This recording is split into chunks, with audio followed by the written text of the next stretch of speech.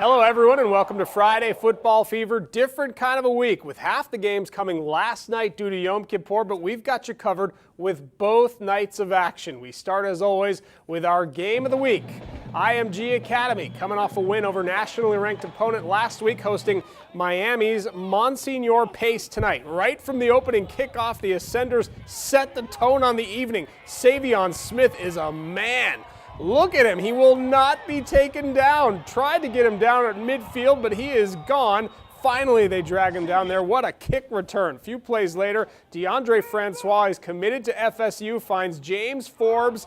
Yep, that's the opening touchdown. 7 nada IMG. It's the beginning of the end for Monsignor Pace. Ascenders did it all in all three aspects of the game tonight. That's Hjalti Frolt with the big sack. Then came the special teams portion of the evening. Punt block by Smith. Touchdown from Tyler Mabry. 13-0 IMG. And then it happened again.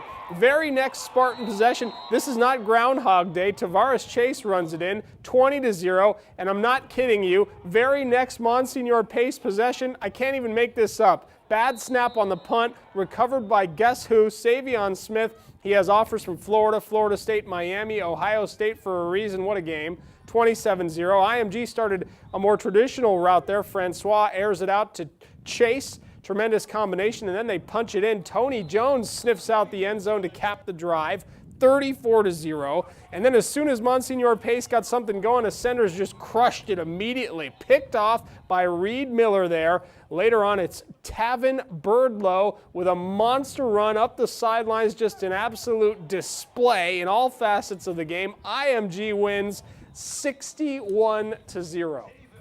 SNN's Amber Stidham saw this one in person, joins us now live at IMG Academy for the first time ever for our Game of the Week. Amber, IMG's nationally ranked for the first time this week, and the Ascenders, I guess they just want to keep moving up those rankings, huh?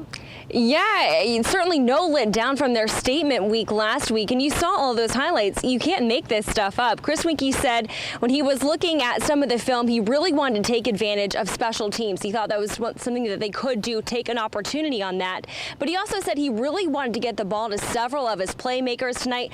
7 different players scored tonight, so I'd say he did that. Yeah, I think the guys came out ready to play. I think early on, when you get those big plays in special teams, I mean, we had 4 block punts, score 3 touchdowns, and then make a pick on the 2-yard line that turned into a touchdown. So when you look at 35 points on special teams, and then offensively and defensively, we did kind of what we planned on doing all week. So the guys played hard and good team victory. Good team victory. Defense also had several 3-and-outs to really take it easy on them. And on top of that, Chris Winkie said that the only disappointment that he had was he really wanted to see more of his quarterback. But when your special teams is on fire, you're not going to see as much as your quarterback. So when most coaches would be absolutely thrilled, he even said a slight disappointment in that.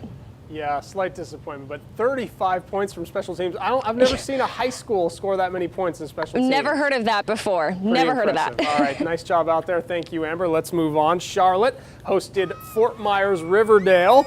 We will pick it up 7-0 in the first quarter. Jesse Lighthall hands to Jamal Watkins, and he is brought down just shy of the first down there.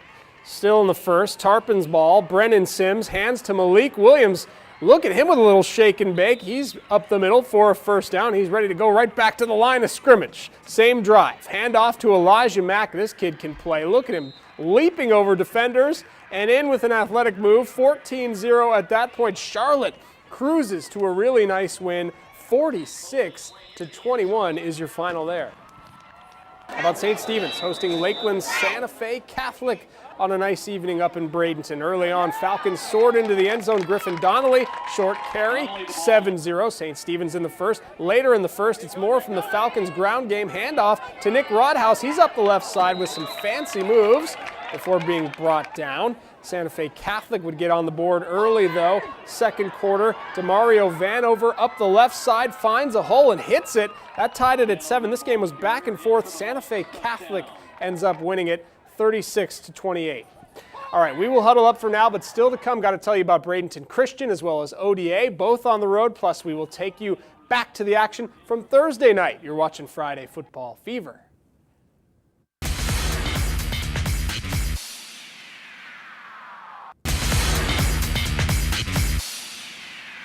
All right, welcome back. Let's just jump right back into the action. Bayshore hosted DeSoto County. First quarter we begin. Jamar Johnson fires a little quick out to Yandri Rockamora for a nice gain there, but Bayshore didn't do much on offense in this one. Bulldogs got the ball back, quickly went to the air. Reggie Jones fires to number 11, who's not on any roster I could find anywhere, which is too bad because number 11's gone for the touchdown. 7-0 DeSoto after the opening score there, and the Bulldogs got greedy. Look at this, ensuing kickoff, surprise onside kick, scooped up by Jade Heinall though, nearly goes the distance. Brought down inside the 5-yard line, led to a Bruins field goal, 7-3 at that point, but this turned ugly quickly. DeSoto wins 41-3.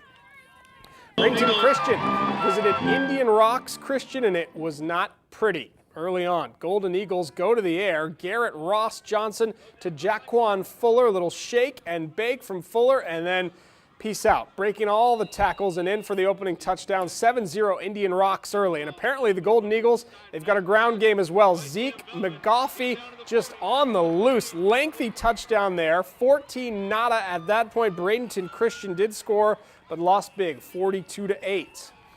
ODA went down to Fort Myers, taking on Bishop Verot, the Vikings. First quarter, first Verot possession.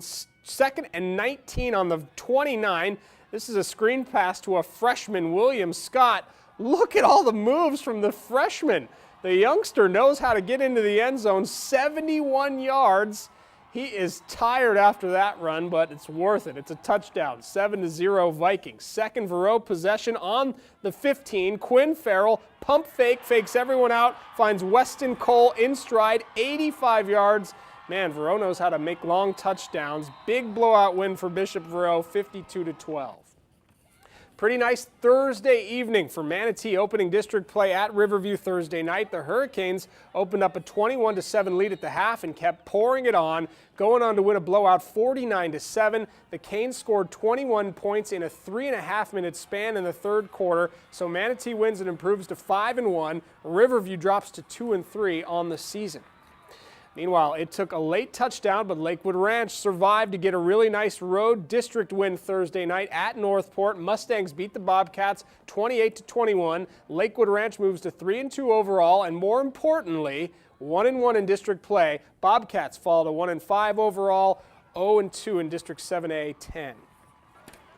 And as we told you earlier today, Braden River player JoJo Lewis walked out of the hospital Friday. That after suffering a neck injury that ended the Sarasota-Braden River game with 4 minutes to play in the fourth quarter on Thursday night. Good news for him and for the Pirates, who dominated, won it easily 49-21.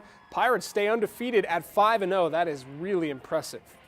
Also from Thursday, Booker QB Jeremiah Henderson put on a display, showed off his scrambling ability as well as his arm. He threw a pair of big touchdowns to go with 164 yards passing. Tornadoes snapped their 2-game losing streak, 26-13 win over Hardy. Booker improves to 3-2 and 1-1 in district play. Meanwhile, Venice averaged 13 yards per play last night. That is unfathomable. Indians went up to St. Pete, just throttled Dixie Hollins, 57-27, running clock in the second half. Freshman QB Bryce Carpenter, he's been awesome, ran for 110 yards, 2 TDs, threw for nearly 200 yards, 2 more TDs.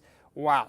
Port Charlotte got off to a good start at Fort Myers High School Thursday night. The Pirates led 7-0 after a touchdown, but they gave up 4, count them, 4 turnovers, and the Green Wave turned all 4 of those turnovers into touchdowns. Fort Myers won it 41-25. Port Charlotte drops to 4-2 now overall, 0-1 in district play. Pirates can still make the playoffs, but they just cannot afford another loss. All right, coming up, we will talk with Doug Miles about the Thursday night games and the Friday night games. You're watching Friday Football Fever.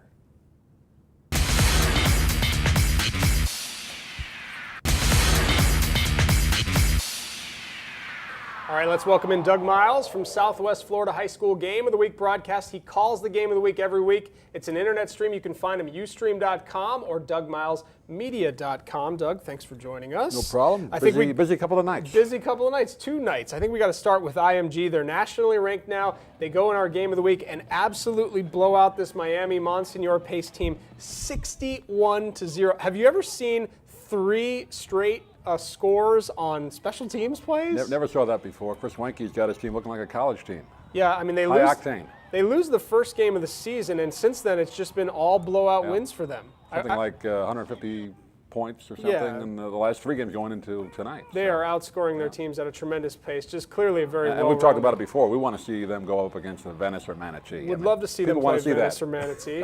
Not going to happen this season. No. Maybe next year. Speaking of Manatee, Thursday night game, Manatee goes into Riverview. This used to be a really good rivalry. Now, not so much. Manatee, a huge win on Thursday night. Yeah, I was a little surprised. I thought Riverview would beat them. I thought they'd do a little bit better than just scoring 7 points. But you said, what, 3 touchdowns in about a 3-minute span? Yeah, that just kills a team, huh? Yeah. 49-7. Manatee will play Venice in the last game of the season, so that one should be interesting. Did a chance to do their playoff game a couple of years ago when they were in the same district, and Venice has lost quite a few in a row to them, but I think this year they'd have a chance. Charlotte back on track, a big win, 46-21 quickly over Fort Myers Riverdale tonight. Yeah, Vicky Waldrop's got the Tarpons on track. And Charlotte could be a team for sure to look out for in the playoffs, hitting their stride. Well, that'll do it for us. You've watched Friday Football Fever. We thank you for joining us. For Doug, I'm Adam Shadoff. Have a great weekend, everyone.